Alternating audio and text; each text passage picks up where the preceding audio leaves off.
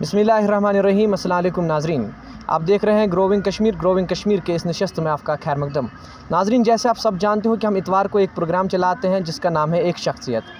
आज हमारे साथ जो शख्सियत बात करने के लिए मौजूद हैं किसी तारुफ के मोहताज नहीं, जनूबी कश्मीर के सीनियर साफ़ी तसद्दुक़ रशीद साहब। तसद्दुक़ साहब, सबसे पहले खैर मकदम आपका। सर बिल्कुल, आपका भी खैर मकदम है सर। अगर हम जर्नलिज़म के मैदान की बात करेंगे, तसद्दुक़ साहब जो हैं जनूबी कश्मीर के टॉप जर्नलिस्ट्स में इसको गिना जाता है। सर से पूछेंगे कि इन्होंने अपना कैरियर कहाँ से स्टार्ट किया।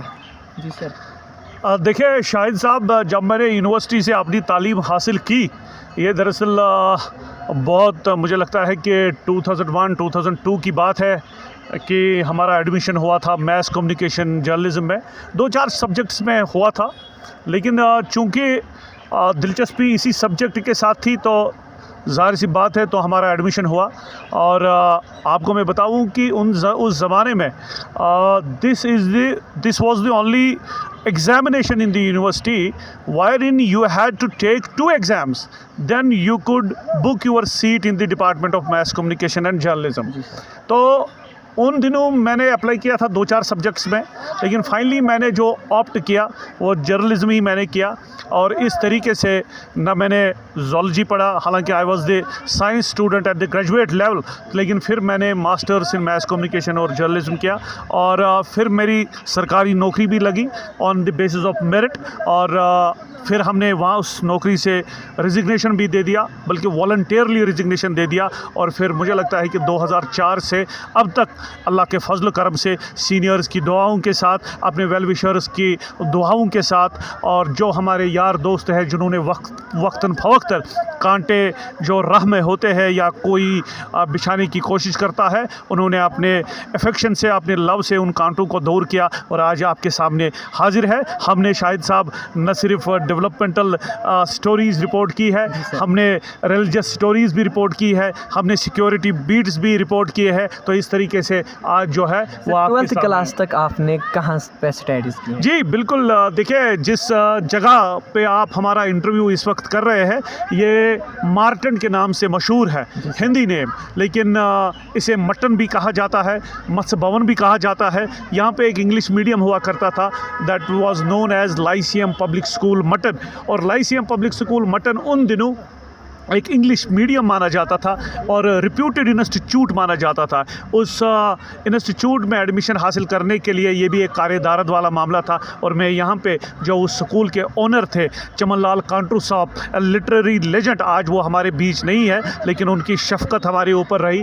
वो एक ऐसे इंसान थे जिन्होंने हमेशा अपने स्टूडेंट्स को प्यार दिया, अपने स्टूडेंट्स को सिखाया। और यही वजह है कि जो लाइसियम के उस ज़माने के प्रोडक्ट है वो हर एक जगह जो है वो इस वक्त फाइज है। और हमने 8वीं तक वहाँ से पढ़ाई की, फिर हम हायर सेकेंडरी स्कूल मटन, और यहाँ पे हमारे साइंस सब्जेक्ट थे। Then I graduated from degree college boys Anantnag. I had science background and finally I shifted at the time of joining the university, I shifted to arts and in fact I completed my masters in the mass communication and journalism। Shahid साहब, sir आपने पहली बार reporting कब की है?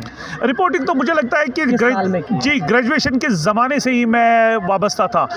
Programme खेल के मैदान से आपको याद होगा, हाँ, हुमायूं साहब, सईद हुमायूं कैसर, किसी तारुफ के मोहताज नहीं, एक ऐसी शख्सियत जिन्होंने अपने प्रोडक्ट्स को हमेशा न सिर्फ सिखाया, इनकरेज किया, उनको ये हौसला अफजाई की। और मैं रेडियो जाया करता था, उन्होंने मुझे पहले ब्रेक दी। और उस ज़माने में जो मुझे चक मिली थी 880 रुपये की, फिर वो 2600 पहुँच गई, फिर वो 3600 पे पहुँच गई। और यही वजह है कि जब मैं रेडियो जाया करता था काफ़ी अच्छा लगता था। वहाँ के सीनियर प्रोड्यूसर्स आप देखिए, सईद हुमायूं कैसर साहब, जो म्यूज़िक सेक्शन के प्रोड्यूसर्स, जो करंट अफेयर्स के प्रोड्यूसर्स, काफ़ी लिटरेरी लेजेंड्स। उन दिनों रेडियो की काफ़ी एक इम्पोर्टेंस थी, एक महत्व था, और people use to listen to radio ज़्यादा से ज़्यादा। और फिर दूरदर्शन के साथ वाबस्ता रहे, और फिर ETV के साथ वाबस्ता रहे, और फिर कश्मीर न्यूज़ सर्विस के साथ। लेकिन ज़्यादातर जो मेरी रिपोर्टिंग है वो ऑफिशियल मीडिया यानी ये रेडियो कश्मीर श्रीनगर की जो खबरें हैं और जो दूरदर्शन है इसके साथ भी मैं जुड़ा रहा और आज भी हूँ।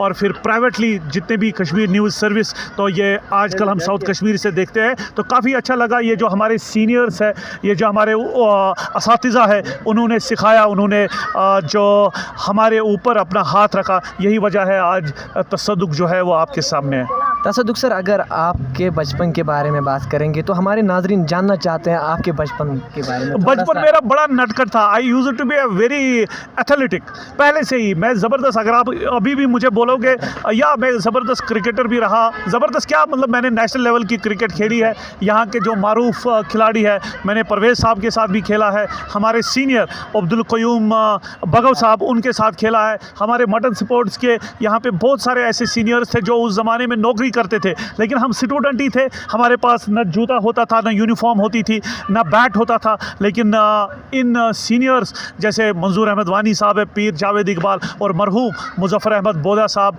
या गुलजार अहमद गनाई साहब, मुश्ताक अहमद शाह साहब, मैं कितने नाम आपको सामने लाने की कोशिश करूँगा। ये ऐसे लोग थे जिन्होंने हमें सिखाया। और हम मटन सपोर्ट्स के फिर एक ज़माने में कैप्टन भी हुआ करते थे।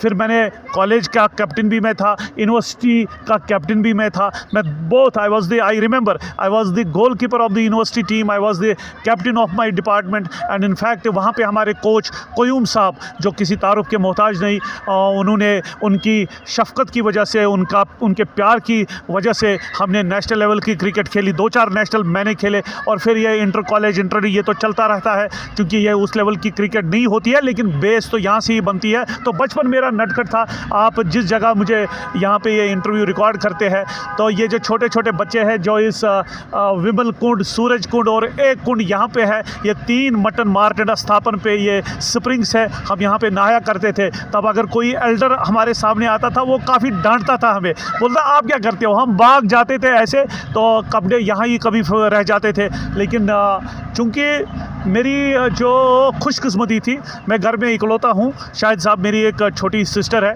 वो भी अपने ही हौसले पे इस वक्त मैदान में डटी है। अपने मेरिट पे उन्होंने नौकरी को हासिल किया। और इस तरीके से हमने न सिर्फ सिफारिशों पे अपने प्रोफेशन को आगे बढ़ाने की हमने कभी कोशिश ही नहीं की। अल्लाह ताला की मेहरबानी है। मेरे दोनों जो पेरेंट्स हैं, चाहे मेरी मदर है या फादर है, वो they used to be the government employees, और वो आज भी अपना ही खाते हैं, मेरा कुछ नहीं खाते हैं। लेकिन उनकी शफ़क़त हमारे साथ है। और जो मटन का इलाका है, ये ऐसे इलाके हैं कि जहाँ पे सरदार कम्युनिटी, हिंदू कम्युनिटी के जितने भी हमारे एल्डर्स हैं, मुझे याद है अभी एक टीचर मुझे मिला, वो बंसीलाल जी, वो मुझे हिंदी पढ़ाते थे। वो श्यामलाल जी, वो मुझे याद है इन उंगलियों पे वो मारते थे मुझे काफ़ी। या शांतिलाल जी, मखनलाल जी, मैं इनके घर जाता था। इनकी एक जो शांतिलाल जी की शायद भाभी है, वो मुझे मिली, तो मैंने उनसे बोला कि मैं आपके घर आया करता था। ये तकरीबन 30 साल पहले की तब हालात ठीक हुआ करते थे, तो वहाँ जाता था। और उस ज़माने में ये जो कॉन्सेप्ट था, ये इनका एक चौक है, हम ये नहीं मानते थे। हम इनके चौक में खुद घुसते थे और वहाँ पे चाय भी पीते थे। ये इतना प्यार था, ये कहने की बात है। तो इस तरीके से मेरा जो बचपन है, तो ये नटखट था।